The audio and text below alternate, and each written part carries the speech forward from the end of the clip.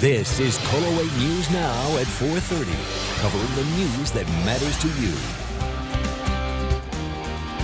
Life-saving technology today on KOLO 8 News Now, the new partnership putting Reno in the forefront of drone technology.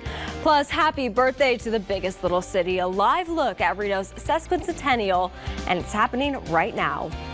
A traffic alert for drivers heading to California. State Route 88 is closed between Emigrant Trail Cutoff and Pickett's Junction because of an overturned truck carrying hazardous materials. It happened around 10:30 this morning in the area of Woodford's, Caltrans Station in Alpine County, just west of the intersection of 88 and 89. The California Highway Patrol is asking people in the Woodford's area to shelter in place and stay indoors. So far, no injuries have been reported, and it's unknown when the crash will be cleared. To receive updates on traffic conditions affecting your commute, just download the KOLO 8 News Now app. It's free for Apple and Android. Another warm day outside, but it looks like changes might be heading our way. Chief Meteorologist Jeff Thompson here with a check of the forecast. Jeff?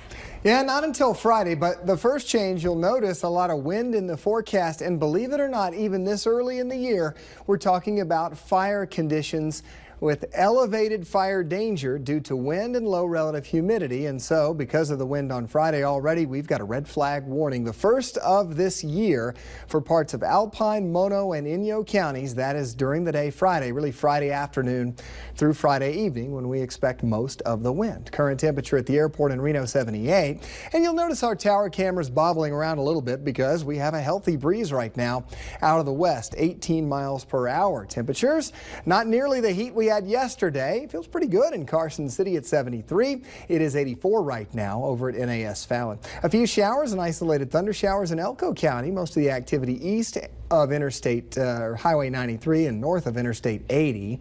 We'll keep the showers going in Elko County through sunset tonight. No showers in Reno Sparks, and that means great weather. Of course, celebrating the birthday of the biggest little city tonight, and also over at Greater Nevada Field, we've got a baseball game. First pitch at 6:35. Enjoy 77 comfortable degrees as your Reno Aces take on the Albuquerque Isotopes tonight. In Crime Watch, on the run, the Lyon County Sheriff's Office is looking for a third suspect connected to a shooting Monday night in Dayton. An arrest warrant has been issued for 16-year-old Jonathan Ortiz of Carson City. 17-year-old Malik Avila was arrested in connection with a shooting near Pioneer Crossing, and he was taken into custody around 1 o'clock yesterday afternoon at a home near Hug High School in Reno. Another teen, Tyler Frey of Dayton, is also in custody for open murder. The shooting happened shortly after 9 o'clock Monday night on Pinecone Road. 34-year-old Joseph Jarrett of Dayton was shot several times and pronounced dead on scene.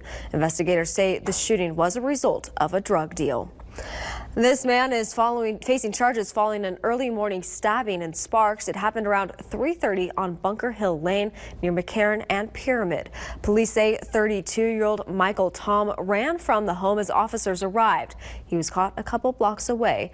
The victim was taken to a hospital with several stab wounds, but is expected to be okay. The relationship between the suspect and victim has not been released, but police say the attack appears to have been unprovoked. Disturbing allegations against this man arrested for child pornography and sexual assault. 30-year-old Richard Alexander of Fallon was arrested yesterday following a lead from an undercover FBI agent. Police say evidence seized from Alexander's home, vehicle, and storage locker was in line with the information provided with the undercover agent. Alexander is being held on a $210,000 bail. Police say additional charges may be filed. And 29-year-old Jovel Duran Valle is behind bars in multiple charges with lewdness with a child. The charges are related to incidents that occurred in 2016 involving 3 girls in Washoe County. All 3 victims were known to the suspect, and the investigation is ongoing. If you know anything, call Secret Witness at 322-4900. 2 people are recovering after a crash near Cold Springs. It happened just before 10 o'clock last night on White Lake Parkway.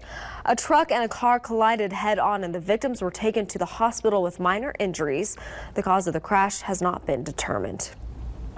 Federal transportation officials have selected the city of Reno and a Reno-based company, Flirty, for a presidential drone pilot program. The announcement was made at Reno City Hall this morning during a national press conference with Transportation Secretary Elaine Chao. The program here will focus on drones delivering defibrillators to people who've had a heart attack.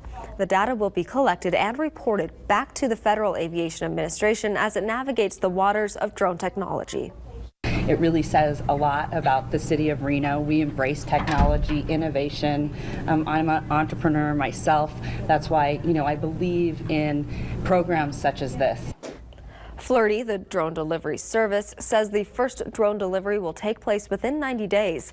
Nearly 150 communities applied for the 3-year program and 10 were chosen.